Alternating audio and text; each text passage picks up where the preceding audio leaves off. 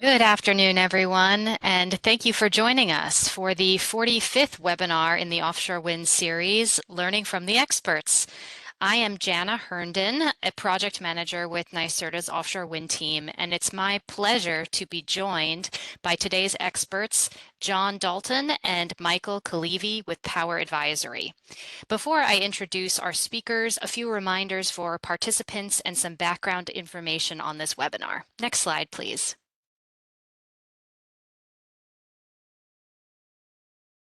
Firstly, if you are experiencing any technical issues, please contact Sal Graven at the email address on the bottom of this slide. This webinar is being recorded, and the recordings and presentation slides for all webinars in the Learning from the Experts series are available on NYSERDA's website at the address on this slide. All participants have been muted. We will have time for questions and answers following the presentation, so please use the Q&A function to submit your questions for the speakers. Next slide, please.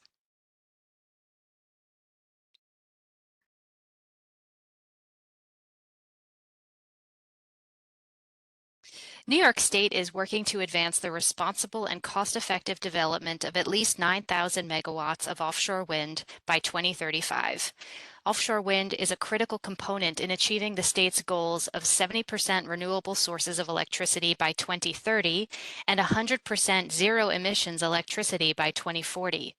While offshore wind has been providing clean energy to other parts of the world for several decades, this industry is brand new to New Yorkers. To provide interested stakeholders and members of the public with accessible, impartial information and opportunities for engagement on specific topics of interest, NYSERDA is hosting this educational webinar series called Learning from the Experts to connect the public with independent experts in key topics in offshore wind. We endeavor to select Learning from the Experts speakers based on their expertise, not necessarily for an alignment of opinions with NYSERDA or the state of New York. If you would like to suggest a topic or a speaker for a future webinar, you can email us at offshorewind@nyserda.ny.gov or fill out a survey available on our website.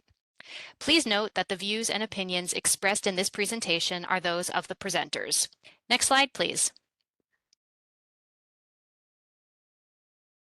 It is now my pleasure to introduce Dalton and Michael Killeavy. Dalton is president of Power Advisory, an electricity sector consulting firm. He offers over 30 years of experience in energy market analysis, power procurement, and policy analysis and development. He regularly applies this expertise to the offshore wind sector, focusing on the administration of competitive procurement frameworks for offshore wind and transmission policy development to facilitate the interconnection of offshore wind projects to the onshore grid. He has advised Massachusetts, Rhode Island, and New York on their offshore wind procurements and advised a wide range of parties pursuing opportunities to participate in the U.S. offshore wind sector. Michael Killeavy is an experienced electricity sector consultant based in Toronto, with over 30 years of experience in both the public and private sectors, working on energy and infrastructure projects. He has advised clients on contractual and commercial matters, undertaken due diligence for equity investors and lenders, prepared financial and energy models for generation projects, and advised clients on integrating contracts into electricity markets in the United States and Canada. Thank you to both of our speakers. I'm looking forward to this webinar, and I'll now hand things over to our speakers. Thank you. Next slide, please. Thank you, Jana, and thank you, NYSERDA, for the opportunity to share some thoughts. Really looking forward to the conversation we have here. As Jana indicated, there is an opportunity to ask questions. This slide just summarizes some of our relevant experience, focusing on the procurement support that we provided to various Northeast states. Jana had mentioned it in her opening comments. Michael and I have been involved in all 4 of the NYSERDA OREC RFPs. We're currently serving as the independent evaluator for Massachusetts offshore wind RFP and working with Rhode Island Office of Energy Resources as part of their current RFP. Some other relevant work which represents yet another alternative contract framework is work that we're currently doing, providing negotiation support for a floating offshore wind project in the Gulf of Maine. Next slide, please. This next slide, I'm not going to go over it, but just reviews our relevant experience on both coasts of the US and Canada. Next slide, please. So here, this slide reviews the purpose of the presentation. The primary focus is reviewing how offshore wind projects are paid and the various contract structures that are used. I'll primarily be focusing on, and Michael and I will be primarily focusing on the OREC contract structure that NYSERDA uses, but where appropriate, I'll be pulling in some references in terms of the power purchase agreement framework that's typically used by the New England states. And then in addition, we will also touch on how the costs from these contracts are recovered from customers. That's given less attention, but is obviously a very important point. The objective here is really so everyone who's participating in this webinar will better understand the structure of offshore wind contracts and how these costs are ultimately allocated to customers. Next slide, please.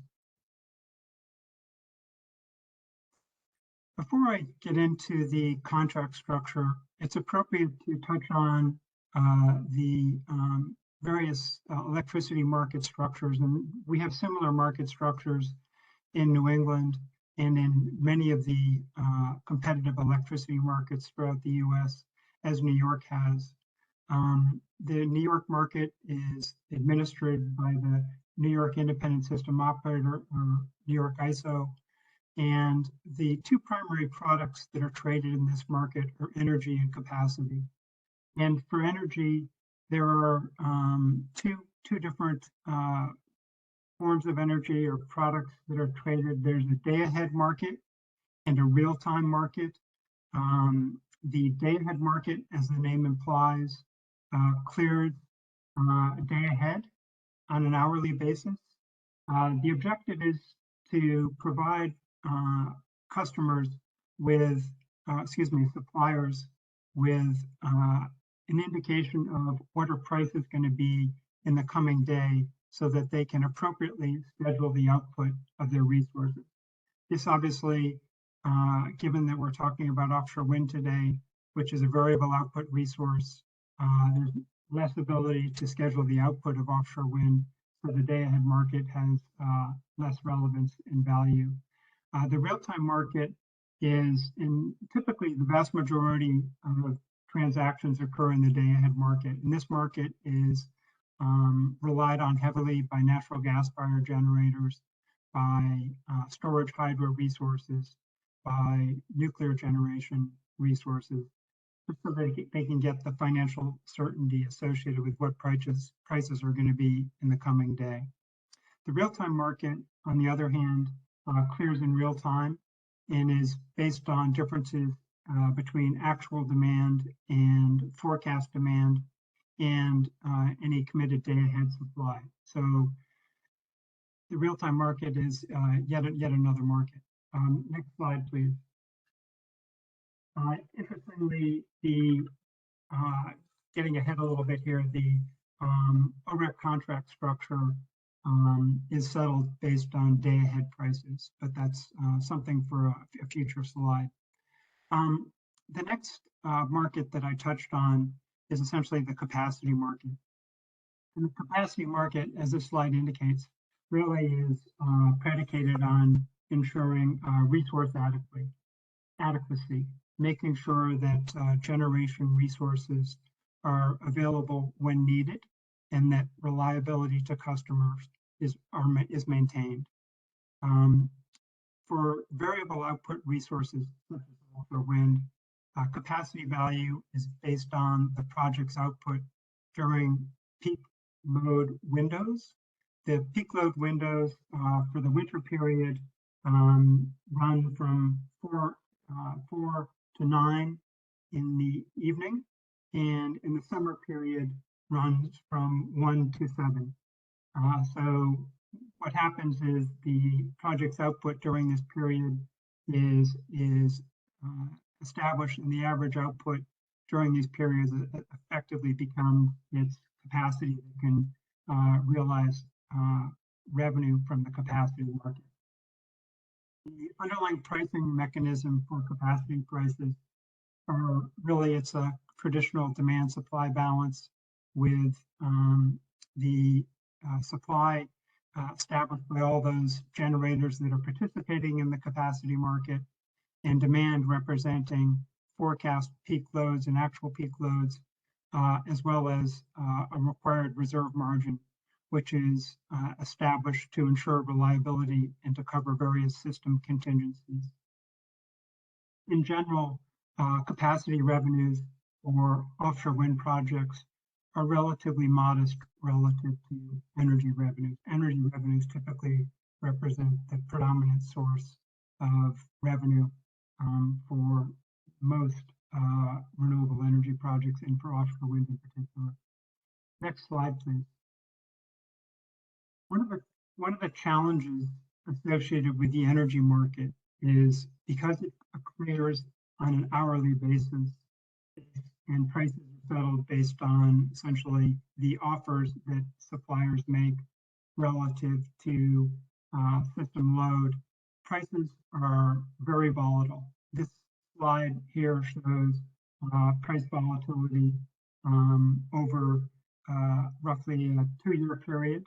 And these are essentially daily prices that have been averaged daily for the real-time market.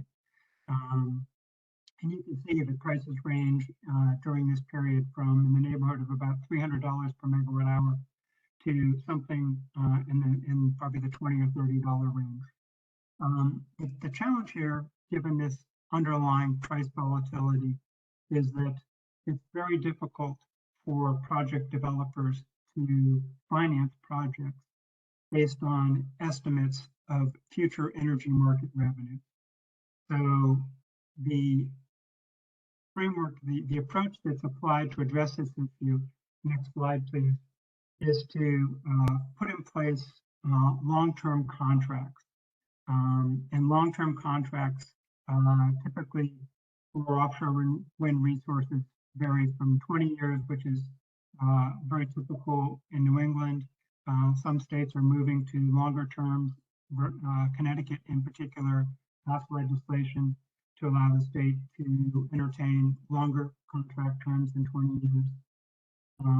But the objective here is to provide customers with revenue certainty by essentially saying, if you provide energy and RECs, and that's the construct that's used in New England, we will pay you X dollars per megawatt hour for the energy and RECs that you produce.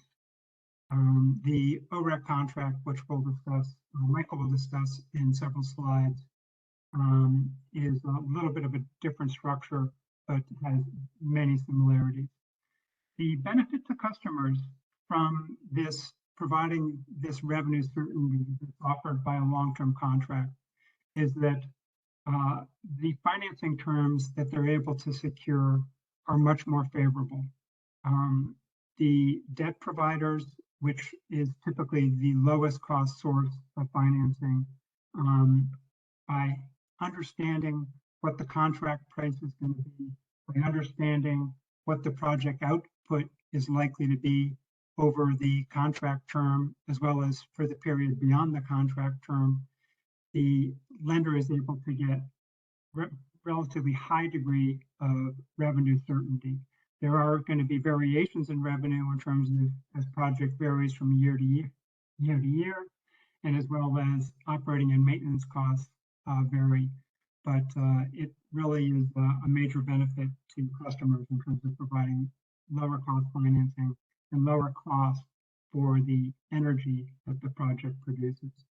So under this framework, the seller or supplier, the offshore wind developer in this instance, is responsible for managing the development, construction, and operating risks. And the buyer in New York State, that would be NYSERDA on behalf of New York customers, takes on what's referred to as the market risk, the uncertainty regarding the value of the energy output that the project provides. One of the variants between these different contract structures are what energy products, are covered.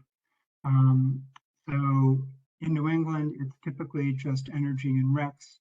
In New York, it's a different structure altogether.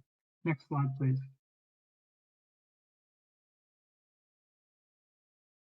So focusing in terms of the New England Power Purchase Agreement contract structure, under this framework, by paying the offshore wind developer an energy payment, which is denominated in terms of dollars per megawatt hour, there's a very strong incentive for the project owner to ensure that the project is available and operating.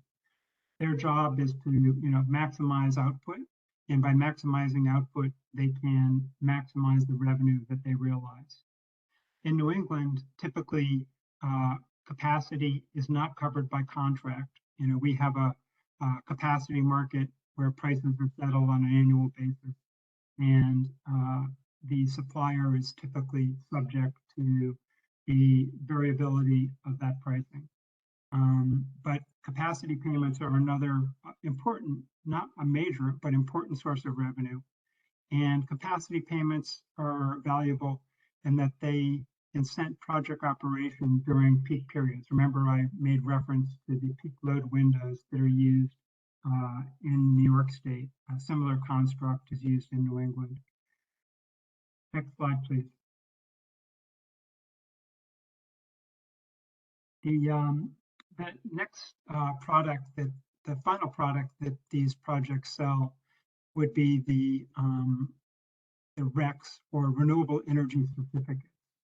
And RECs here are essentially produced for all qualifying renewable generation.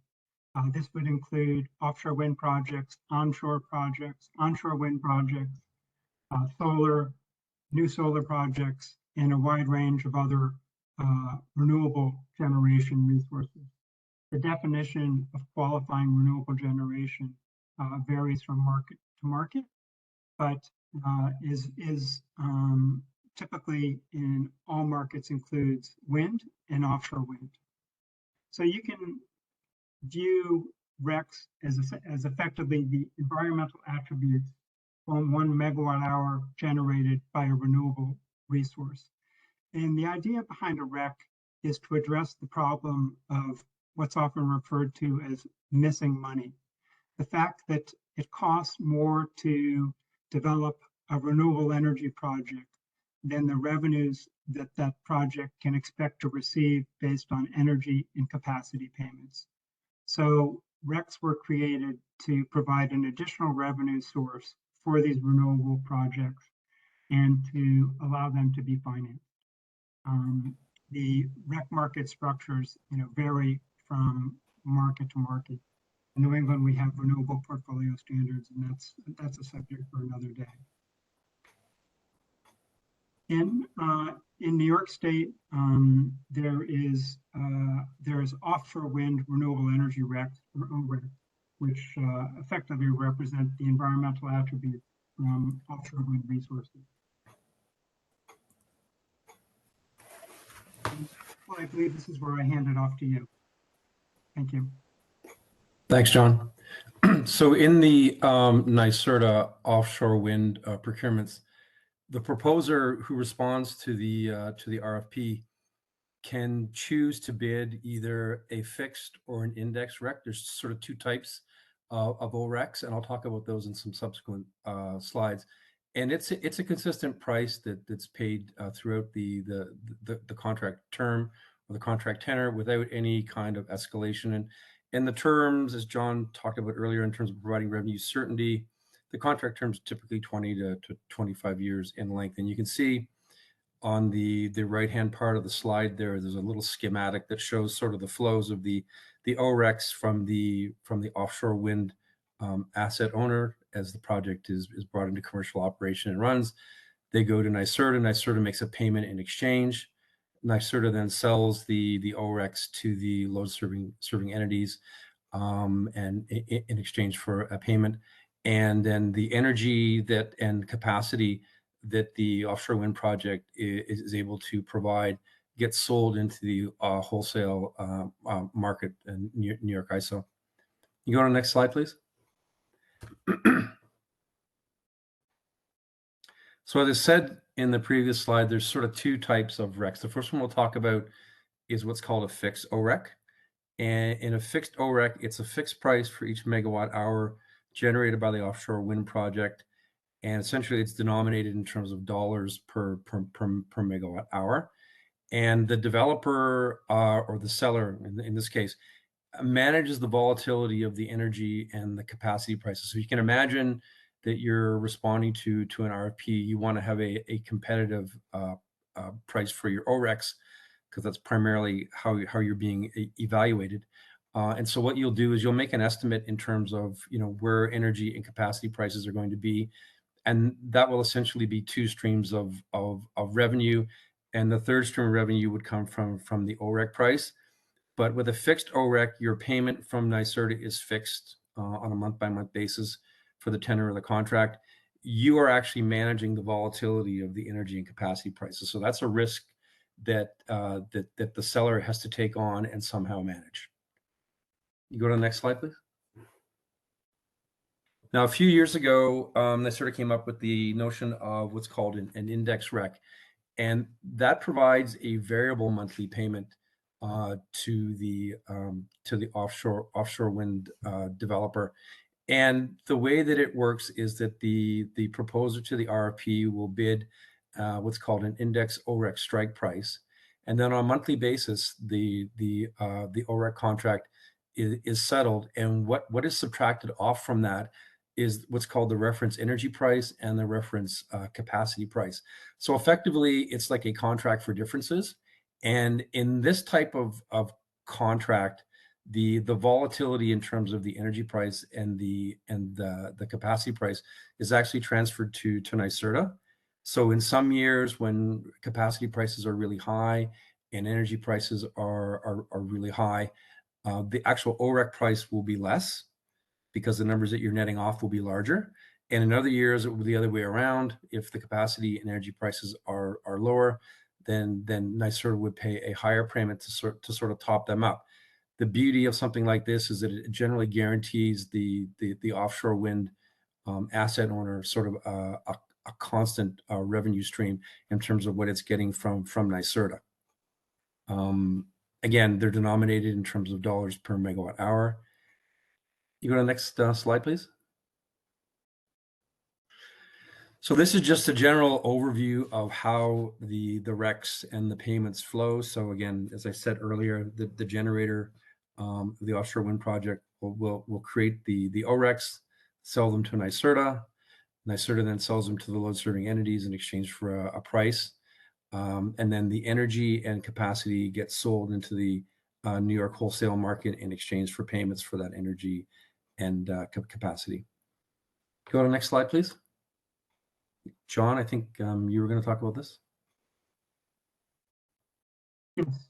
So this slide gets into some of the detail regarding the reference capacity price, and I'll quickly walk through the formula here. The reference capacity price is the one element of the payment that has the greatest overall complexity and has been subject to change over the last couple of years as the New York Independent System Operator, New York ISO, has implemented the Capacity Accreditation Act.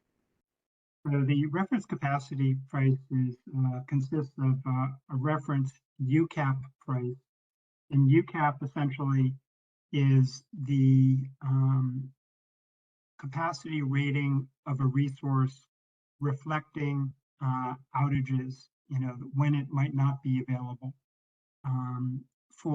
And reference refers here to a specific zone. So recognizing that these offshore wind projects are going to be connecting to New York, which is Zone J, or Long Island, which is Zone K, they would get the reference UCAP price for these respective zones, which are capacity prices that vary by zone. So the next element in the equation is essentially the project's installed capacity, or ICAP. This in turn is multiplied by 1,000 to convert kilowatts, to kilowatts from megawatts. And then the capacity accreditation factor is applied. And there's quite a bit of complexity associated with capacity accreditation factor. There are distinct capacity accreditation factors for different types of resources. And these different types of resources are referred to in the parlance here as having different capacity accreditation resource classes. So offshore wind has a distinct distinct capacity accreditation resource class. So it has, and you'll see on I believe the next slide, we specify what this capacity accreditation factor currently is for offshore wind. And with that, I think it's actually in 2 slides. With that, I'll move to the next slide.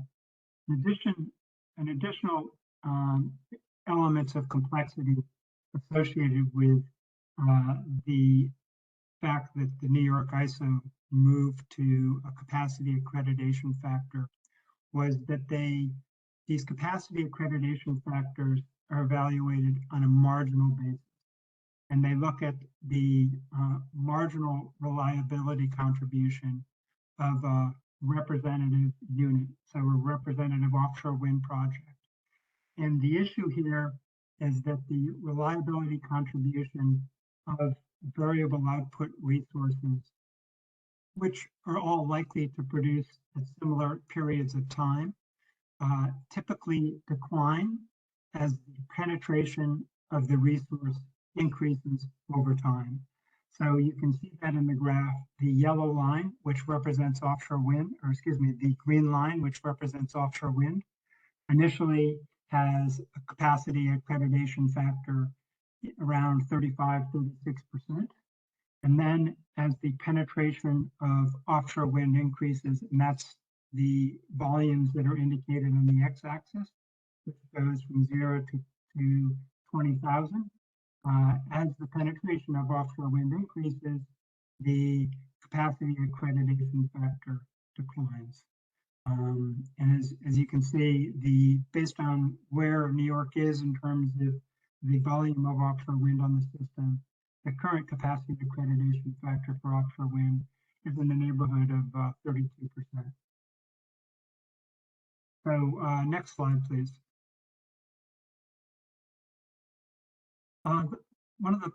The second to last concept that I would like to review with you is an important one. And this is the framework that's used to evaluate proposals costs as part of the price evaluation that NYSERDA performs. Some people might recall that in terms of the past offshore wind procurements, price receives 70% of the total points, and the levelized net OREC cost, or LNOC framework, is what's used to establish the effective costs of different offshore wind projects. And the formula at the bottom really tells the story. The index OREC strike price, this is the price that the proponent puts forward in its proposal.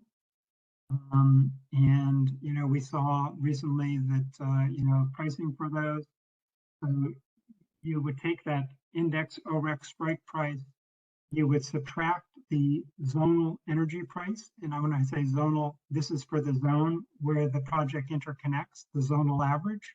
So this could be for New York or Long Island. And then subtract as well the zonal capacity price. And the difference between the index OREC strike price and the effective anticipated revenues over the contract term, which could be anywhere from 20 to 25 years, evaluated on a monthly basis, will yield the levelized net OREC cost. And this is effectively the cost to customers of the contract. So that's why this framework is used. It's a appropriate way to kind of measure the underlying cost of a contract to customers, and can differentiate between projects based on their energy output profile, as well as where they propose to interconnect on the system. Next slide, please. So how would a developer establish its index OREC strike price? This exercise is typically based on the developer developing estimates of its development costs, the cost to permit and design the project, its capital expenditures, what it's going to cost to build the project, are often referred to as CapEx, as well as its OpEx, or its operating costs over the contract term. So each of these cost streams are typically input into a discounted cash flow model. And this discounted cash flow model will then solve for the OREC price that's needed to provide the developer's target return. Other factors that would go into this analysis, and there are many, these models are very complex, would be considerations regarding the proportion of debt and equity, equity and debt, as well as the cost of debt. And as well, I indicated that typically if these are an after-tax cash flow, discounted cash flow model, the developer would then solve for its target after-tax return on equity. Other elements that are important to consider in this analysis would be what provisions should the developer make for various project risks. Essentially, do they want to include a contingency to cover the fact that there's uncertainty regarding what project costs are going to be? Is there, do they want to as well recognize that output could vary from year to year? And typically that's something that lenders will look at when they establish how much debt and what the price of that debt will be for the project. What's the underlying variability of project output? And they typically will use a scenario that assumes lower levels of project output. Next slide, please, which I believe is the final slide. And then this slide really tries to tie things together in terms of reviewing how these contract costs are ultimately allocated to customers. So the various load-serving entities, and when I'm talking about a load-serving entity, I'm talking about conceivably a distribution company, could be someone such as ISAG, as well as a retailer who's directly serving customers in the competitive market. They all are required to purchase a portion of their output. They're required to purchase tier 1 RECs for a portion of their electricity supply. And if they haven't purchased these tier 1 RECs, then they have to make an alternative compliance payment. Within these tier 1 RECs are included the ORECs, the element that NYSERDA is contracting for in its OREC contract with offshore wind developers. NYSERDA is one supplier for these tier 1 RECs. The framework that NYSERDA generally uses to establish the net cost of these tier 1 RECs really falls back to the levelized net REC or OREC cost framework that I used before. For each of the resources on its system, they use the index OREC or index REC strike price, right? So if I was a renewable developer, I would have an index REC strike price. And then they take these index REC or OREC strike prices and then subtract the zonal energy prices that were realized for the project output, as well as the capacity price that was realized for the project output, recognizing that NYSERDA is effectively selling this energy and this capacity into the market and realizing the revenues for those. So that difference essentially represents the cost to customers, which is allocated to customers based on their Tier 1 REC purchase obligations. I think that is our last slide, and look forward to questions. Wonderful. Thank you, John and Michael, for that very detailed presentation. I want to remind attendees that the slides and the recording from this webinar will be posted on NYSERDA's website. You can just Google NYSERDA Learning from the Experts, or you can visit us at nyserda.ny.gov/osw-webinar-series. So we did receive some questions from attendees. Thank you for providing us with that detailed overview. I know some of these calculations are quite complicated. So one of our attendees has a question to kind of summarize and simplify the description of an OREC. The question is the OREC basically the government's vehicle to subsidize and support the building of renewable energy projects over fossil fuel projects?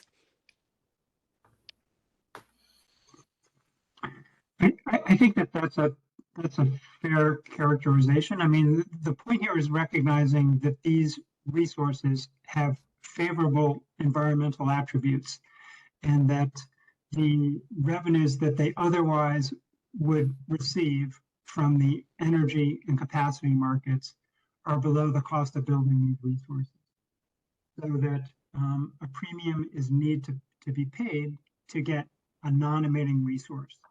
So I think that's a fair characterization. I might use a little different words, but I think that's a reasonable summary. Michael, anything you'd add there? Nope, I think that's a good answer. And to our attendees, we don't have the ability to unmute you, so please do submit your questions through the Q&A function, and we'll be sure to pose them. So another question, a follow-up question. Often strike price is reported in news articles about offshore wind projects.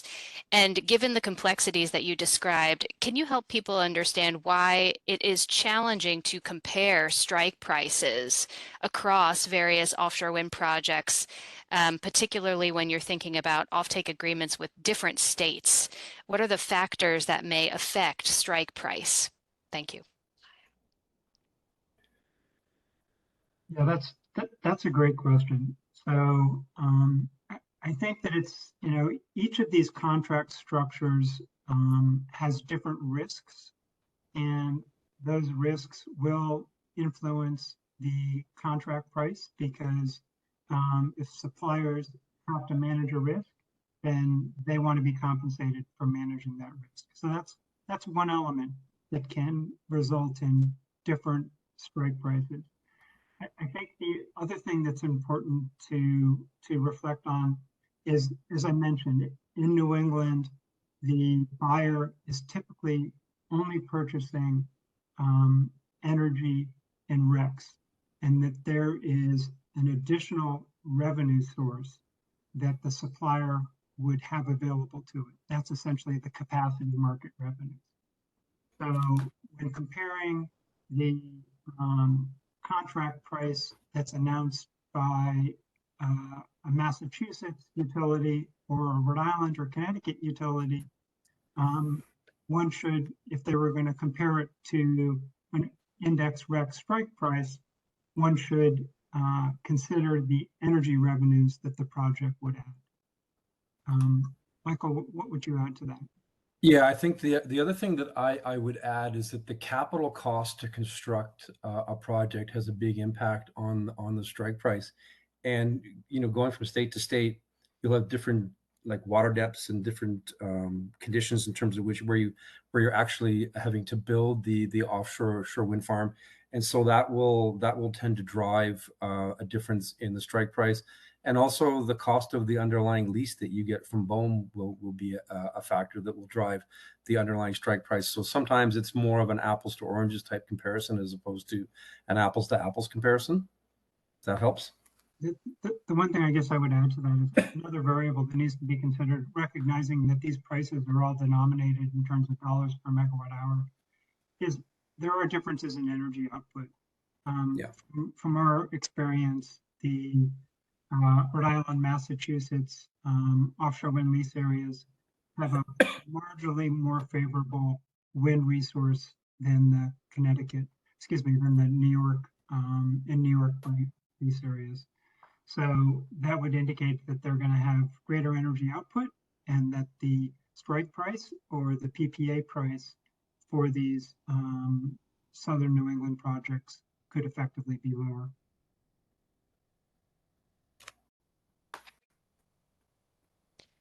Great, thank you. Here's a question. It says, it's assumed that if the price of constructing offshore wind eventually comes down, to have the return be competitive with fossil fuels or onshore solar and wind, would RECs no longer be needed? Do you think that will eventually happen? I think if one were to price carbon, carbon is something that currently is not embedded in terms of electricity prices. And if I should caveat that we have a RGGI price for carbon, which is a meaningful but modest carbon cost adder. If one were to price in the social cost of carbon, then there probably would not be a need for any premium. I think here as well, the point I made earlier, these developers and project owners are looking for revenue certainty. So we see projects in Europe which are bid where they're not necessarily anticipated to be getting any revenue over the life of the contract, but they're guaranteed a revenue stream. So they have a similar contract structure as the OREC contract, which essentially is a contract for difference. And the strike price on that contract for difference might be below the current market price, but the developer still wants that strike price to provide the revenue certainty so that they can secure that low-cost financing, which is so important in terms of achieving the prices that these projects need to really be cost-effective from a customer perspective.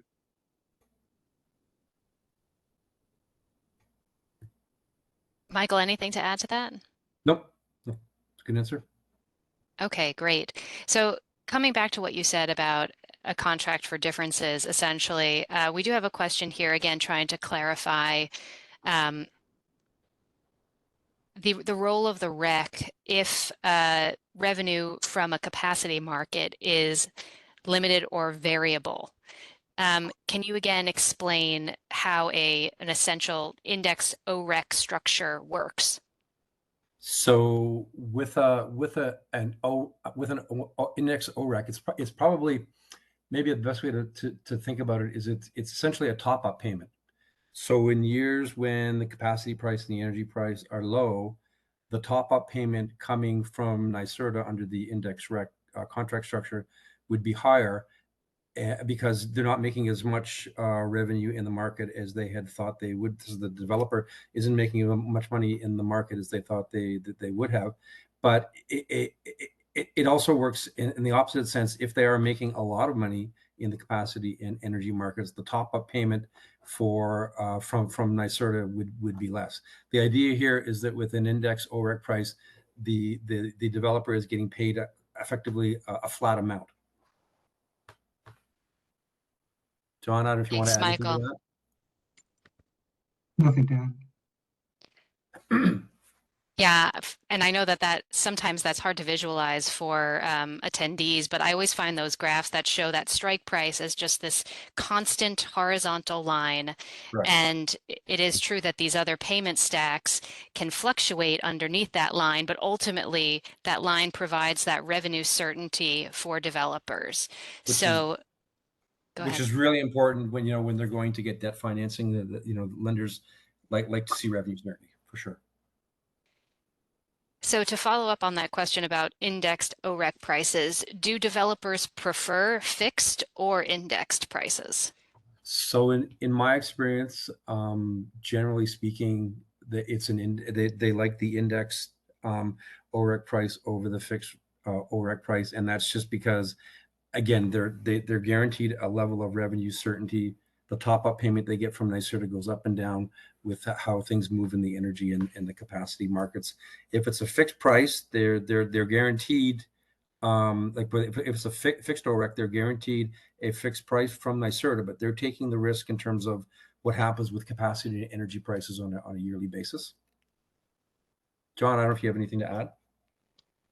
I think it's safe to say that, to my knowledge, no offshore wind project that has submitted a proposal to NYSERDA has used availed itself of a fixed price.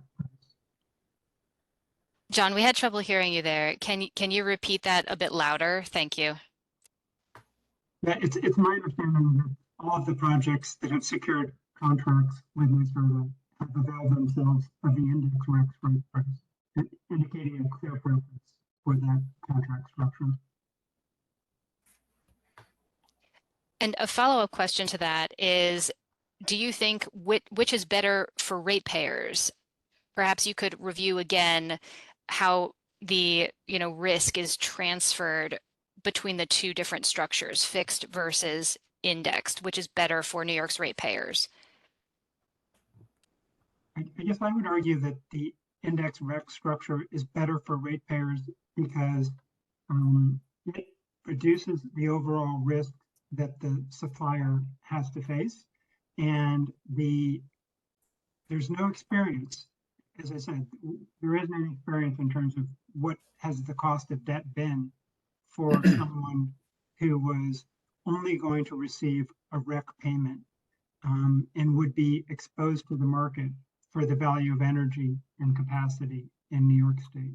But it's my expectation that anyone who had such a contract structure the price that they would pay for debt would be significantly, dramatically higher than the price that they could get with the index REC strike price. So to me, customers are well served by this index REC strike price or OREC strike price. I would agree. So hypothetically, could an OREC payment from NYSERDA ever be negative and the developer have to pay back money?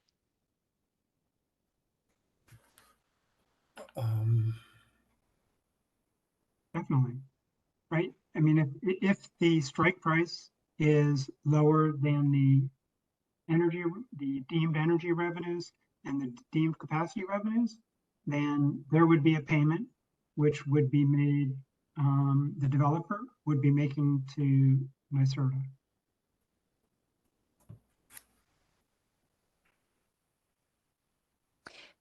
Wonderful. I want to think back to that slide you showed about reference capacity price, and you mentioned the capacity accreditation factor. Am I saying that correctly? Capacity accreditation. Yep. John, help us think through the logical next step in your observation of the fact that factor, that percentage declines with megawatts of capacity. What are the implications there? What does that mean essentially for a developer?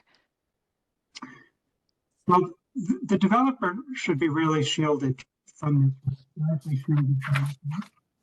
because the CAF that the project is from its capacity accreditation resource class that CAF is going to decline over time, and therefore the revenues that the developer is deemed to realize are going to decline. So there's largely a hedge there for developers for that risk.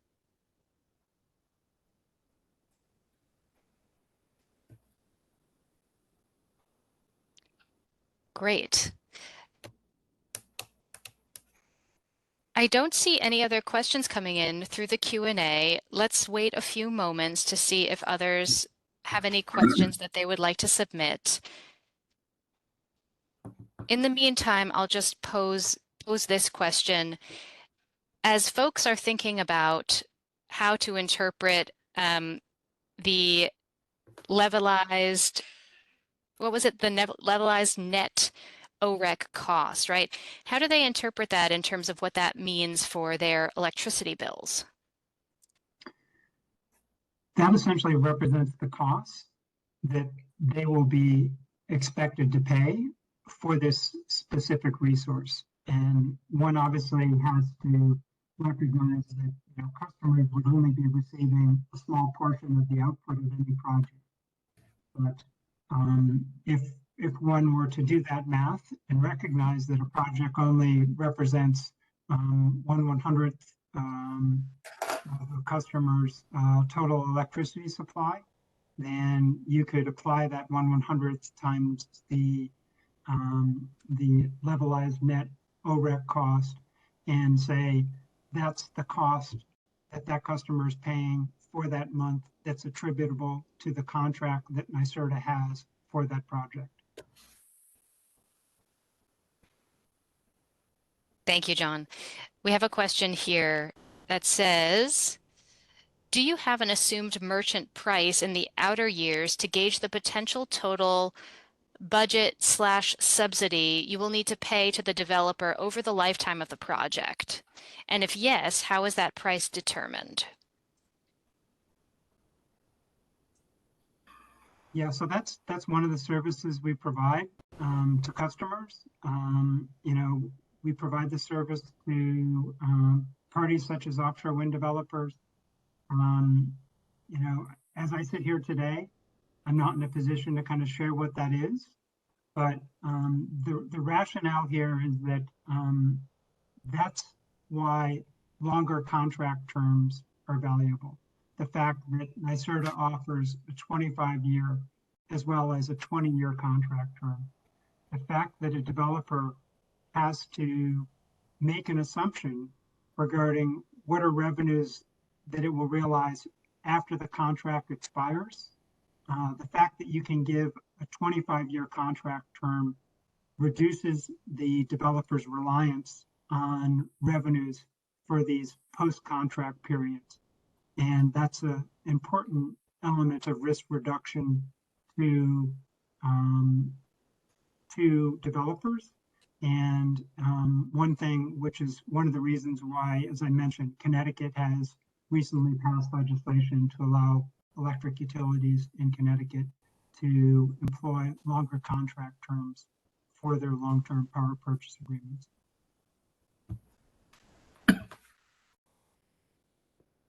Thank you. Can you talk a little bit about the level of certainty that this provides to New York ratepayers versus a fossil fuel market based on the structure of these contracts?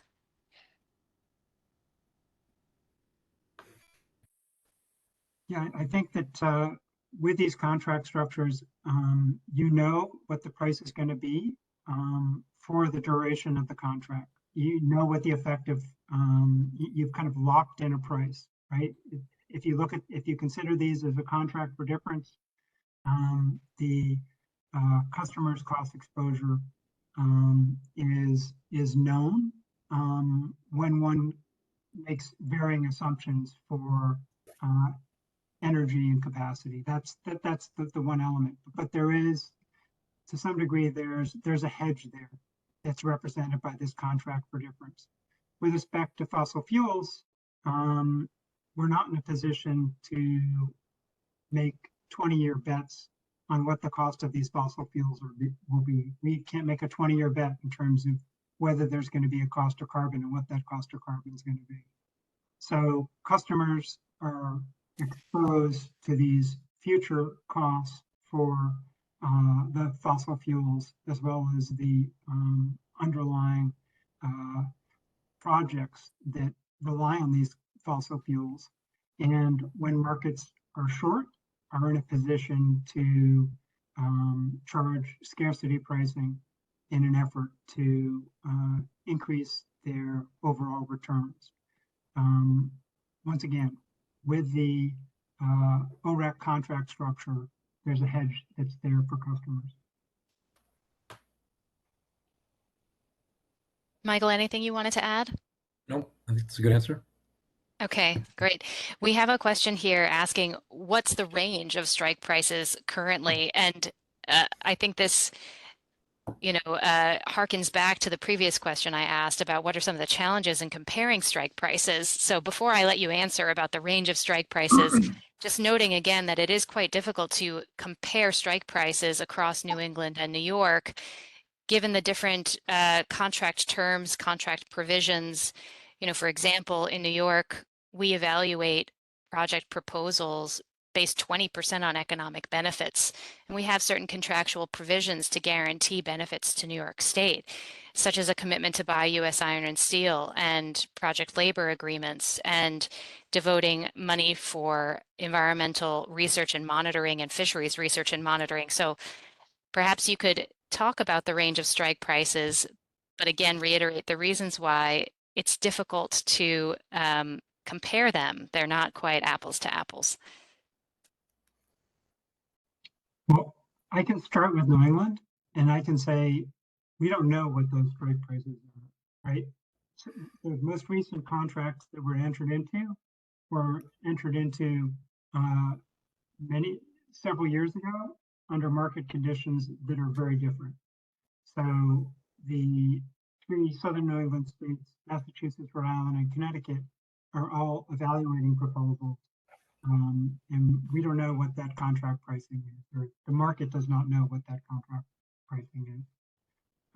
Michael, do you want to?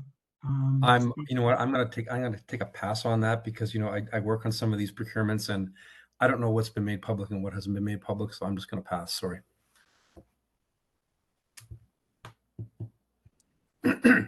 Great, thank you. I think we have time for one more question, and I see a clarifying question here then. It says, is it fair to say then that although renewable energy long-term energy prices appear higher compared to fossil fuel prices, the fossil fuel prices could swing much higher in the future? I think that's fair. I think that's a fair statement for sure. I guess the other aspect, to this is there's an energy security issue, right? I mean, with offshore wind, you don't really have that energy security issue, whereas with fossil fuels, you do have an energy security issue, which has to be factored in. Yeah. Wonderful. Well, I'm going to wrap up our conversation now. I want to thank our speakers, and if we could move to our closing slide, please. Just a preview of what's coming next. So thank you again for joining us for this Learning from the Experts webinar. I want to remind everyone again that this recording and the presentation slides will be available on NYSERDA's website. The address is on this slide. Our next webinar in the series will be on August 7th. Idalia Machuca at DNV will discuss the roles that remote technologies play in operations and maintenance of offshore wind farms. You can register for future webinars through our events page at wind.ny.gov.